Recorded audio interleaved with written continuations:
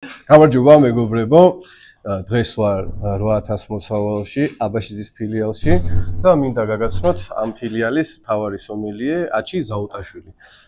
სამომავლოდ მინდა რომ ამ ინდუსტრიაში მომუშავე სხვა ადამიანების გაგაცნოთ, ადამიანები ვისთვისაც ღვინო ყოველდღიურობა არის და ის ადამიანები, ვინც თავისი შრომით ქმნიან ამ ინდუსტრიას. აჩი ძალიან დიდი მადლობა. რომ დამთანხმდი ამ ვიდეოს ჩაწერაზე. ესე ჩავიფიქრე შენს თუ თანახმად იქნები, ესე გავაკეთოთ, რომ რამოდენიმე პატარა კითხვას დაგისვამ ღვინოზე. და რომ გამცე პასუხი რა, მარტივად ისე სიამოვნებით. აჩი, რამდენი ხანია ამ ინდუსტრიაში ხარ და გითხარი თუ შეიძლება, აი შენი ერთი სამუშაო დღე როგორია? პირველ რიგში მადლობა რომ მოხვედი და დრო დამითმე. რაც შეეხება ჩემს საქმიანობას, უკვე მე 4 წელი ამ სფეროში ვარ, აქტიურად ჩართული ვარ ღვინის ბიზნესში, ასე ვთქვათ.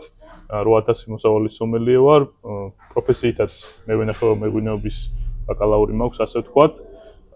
და რაც შეეხება ჩემს ერთ სამუშაო დღეს, პირველ რიგში სომელიე, ასე ვთქვათ, არის ადამიანი, რომელიც არის პასუხისმგებელი ღვინოზე, ღვინის ხარისხსა და სერვირებაზე, ასევე ძალიან მნიშვნელოვანია, რომ ჩვენ, ასე ვთქვათ, ამ პროფესიაში ყოფნა ადამიანებმა სწორად მივაწოდოთ სტუმარს ღვინო. ყოველთვის ვამბობ ხოლმე, რომ ჩვენ ვართ მეღვინეობებსა და სტუმრებს შორის, ასე ვთქვათ, შუამავლები და სულ ეძახი ხოლმე რაღაც უწყვეტ ჯაჭვს, რაც ძალიან მნიშვნელოვანია, რომ როგორც მეღვინეობებისგან გქონდეს ეს ინფორმაცია, ასე ვთქვათ, პროფესიის შესახებ, ისე ეს ყველაფერი გადავცეთ შემდეგ ჩვენ სტუმრებს და უბრალოდ ადამიანებს, თუნდაც პროფესიონალებს, თუნდაც მოყვარულებს, დამწყებებს, ნებისმიერ ადამიანს, ვისთანაც გვექნება აქტიური კომუნიკაცია. შვენიერი.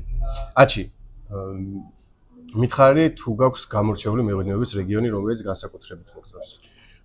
იმის მიხედავთ, რომ ვარ ქართლიდან და შეიძლება ცოტა სუბიექტური ვიყო, ქვევრის ღვინოებში ჩვენი იდენტობა რაც არის და ჩვენი საუჯდობა რაც არის, გამოვარჩევდი აუცილებლად კახეთს. ნიადაგის სტრუქტურიდან, მრავალფეროვნებიდან, კლიმატიდან, ადგილწარმოშობების სიმრავლიდან გამომდინარე, რაც შეეხება ასე ვთქვათ, აი უფრო სიახლის მხრივ, პირველ რიგში გამოვარჩევდი ბოლნის, იმიტომ რომ ბოლნისი უკვე დარეგისტრირდა ახალ ადგილწარმოშობად და ვფიქრობ, რომ ძალიან მნიშვნელოვანია ბოლნისის ჩართულობა, როგორც ყველაზე ძველი ღვინის რეგიონის ჩართულობა მეღვინეობის ინდუსტრიაში. მეორე ადგილზე ალბათ გამოვარჩევდი რაჭას და უშუალოდ რაჭულ მშრალ ღვინოებს, იმიტომ რომ ჩვენ ახლა ვიცით, რომ ნახევრადკველი ღვინოები რამდენად ცნობადია ქართველი ადამიანებისთვის, ჩვენი წარსულიდან გამომდინარე და ჩემი დაკვირვებით, ასე ვთქვათ, ისე წამოიწია რაჭული მშრალი ღვინოები წინ, რომ ვფიქრობ, რომ ძალიან საინტერესოა და აუცილებლად უნდა გაიცნოს ღვინის მოყვარული ხალხი რაჭულ ღვინოებს და ასევე დავამატებდი ქართლის წითელ ღვინოებს. თავკვერი, შავკაპიტო, ეს მიმდინარეობა ძალიან მომწონს. შვენიერი და გადასარევი. და ბოლო კითხვას დაგისვამ, შენი საყვარელი სამეული თუ გაქვს ღვინოების? თავის ჯიშებით და სტილით. აი სამი თუ გაქვს. თუ არა და აი რამოდენიმე ვიხარი, რომელიც აი გამორჩეულად გიყვარს. სხვადასხვა მაგაზე სულ ხუმებ ხოლმე, როგორც სომელიე, ხშირად მეკითხებიან, რომ რა არის შენი საყვარელი ღვინო, როგორც ასე ვთქვათ, სამსახურის დროს, ისე სამსახურის გარეთ და სულ პასუხობ ხოლმე, რომ გააჩნია.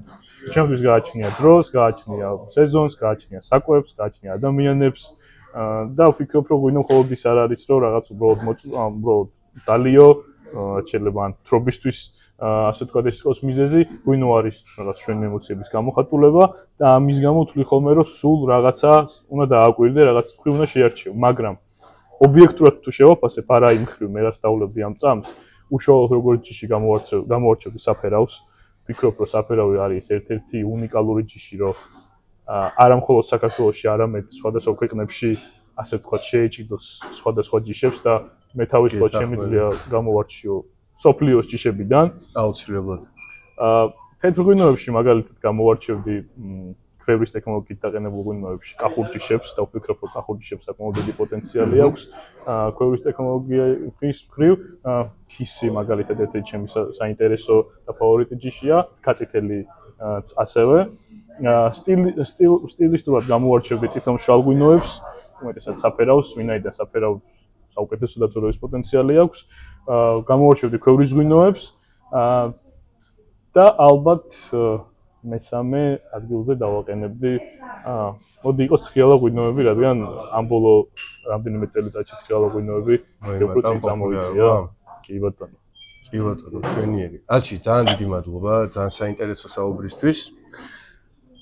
დიდი მადლობა ყურადღებისთვის და მოიწონეთ ვიდეო, გამოიწერეთ გვერდი. გაგვიმარჯოს.